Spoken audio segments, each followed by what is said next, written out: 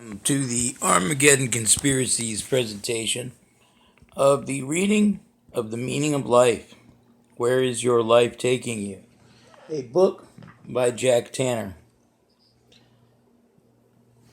As always, you can find these audiobooks and the limited exclusive YouTube reality series, Miss Darby's Neighborhood, at www.youtube.com/C/The Spoken Conspiracy. You can also Google us in YouTube. The channel's name is Armageddon Space Conspiracy. And the website that endorses most of the books that we cover in this area of YouTube can be found at www.armageddonconspiracy.co.uk. So now we begin this reading of The Meaning of Life. Where is your life taking you? By Jack Tanner. We're going to read for about an hour and then upload it and do it hour at a time, maybe an hour every day. The Meaning of Life. Where is your life taking you? By Jack Tanner. Written in 2019 from the Metamorphosis Publishing House. Table of Contents. The Meaning of Life. The meaning. The hierarchy of monads. The construction. The redshift countdown. Hypnosis inception. Mass soul migration. The anomaly. Objective time. The right, autonomous subdivisions, the three tribes, infinite density, the unreadable book, the old aliens, Zion, Jerusalem, thoughts, conscious hacking, headline thoughts, the win-or-lose game, meaning, conclusion. The meaning. Do you know your direction in life? Does the universe have a direction? Are you getting pulled along by it regardless of your own personal choices? Are you making your own way? Are things going as you hoped? The meaning of existence is much more multidimensional than you might imagine. It's all about minds operating in concert. It's not about the I, it's about we. It's not about the universe, it's the we-niverse. The biggest realization you must come to is that we are all in it together. We are indissolubly linked together. All of our fates are connected. No man is an island. The most difficult task people have is escaping from their own selfishness and narcissism. They try to create meaning based on me, when the universe is shouting loud and clear that it's all about we. Can you overcome the most difficult obstacle of all? Yourself. The Hierarchy of Monads by P.G. The universe evolves into the omega point through monads interacting with and creating the space-time domain, and then evolving through cycles of reincarnation in planetary ecosystems which fuel the evolutionary process both biologically, physically, and mentally. The great chain of being spans from single-celled organisms to Abraxas, God. The God factory churns out divinities until the all is itself fully awakened. JT. The universe concludes when every monad has become a fully actualized God, when there is no more potential to be explored because it has all been maximally realized. This is the inevitable culmination of the universe. Only a mathematical universe reaches a perfect end. The attainment of perfection is the whole point, purpose, and meaning of mathematically based existence. Scientific materialism, by contrast, is meaningless, purposeless, and pointless. It has no end to deliver. It doesn't know what an end is, beyond the capacity to do nothing at all. It promises cosmic heat death. Wikipedia says the heat death of the universe also known as the Big Chill or the Big Freeze, is a conjecture on the ultimate fate of the universe, which suggests the universe would evolve to a state of no thermodynamic free energy.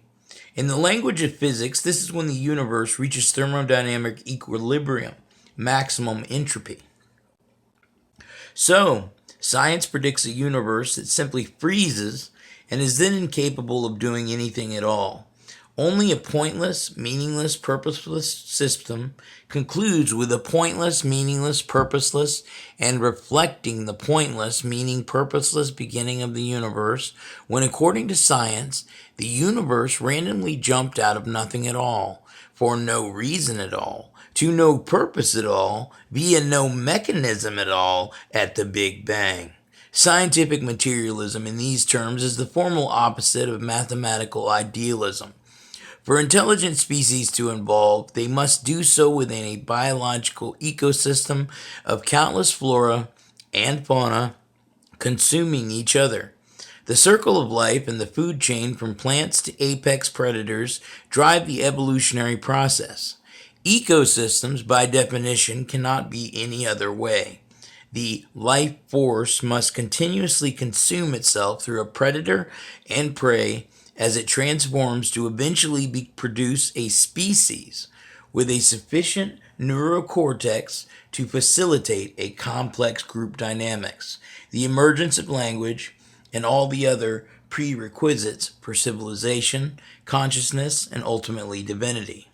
Our comment: it's extraordinary that life must consume life. Imagine how different everything would be if people could eat sand, rock, and metals. If everything could survive, reproduce, and flourish without killing other life. Deeply embedded in the psyche is the knowledge that we have to consume life to live. We are all killers, and we all have to be. Evolution would become absurd if there was no competitive pressures to drive things forward. Why would anything be motivated to change if its survival and prospects were never on the line? Equally, an excess of competitive pressures means that things don't have the chance to reflect, take stock, carefully plan, and design a better future. Communism cannot succeed because it removes competition. It expects absolute cooperation. Predatory capitalism cannot succeed because it makes everything competitive. It eliminates cooperation and promotes the ideology of the selfish gene or the selfish economic unit. Communism is the Freudian superego based on the morality principle gone mad, while predatory capitalism is the Freudian id based on the pleasure principle gone mad. Meritocracy is the sane synthesis. It's the political system that aims for the optimal degree of constructive cooperation and non-destructive competition. It reflects the Freudian ego based on the reality principle. It's a rational system, not a love and light system of the superego or a dog eats dog rat race system of the id. Its task is to put all of humanity on a trajectory towards self-actualization. Meritocracy uses the Hegelian dialect. This dialectic inherently relies on both competition and cooperation. The competition arises in the struggle between the thesis and the antithesis. The cooperation arises in the synthesis of the thesis and the antithesis. If the thesis is help each other, the antithesis is help yourself, and the synthesis is help yourself by helping each other. Communism attempts to eliminate the antithesis, the driver of competition, while predatory capitalism seeks to eliminate the thesis, the driver of cooperation.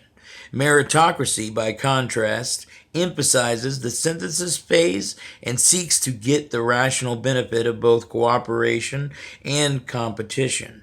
It fully embraces and understands the dialectic.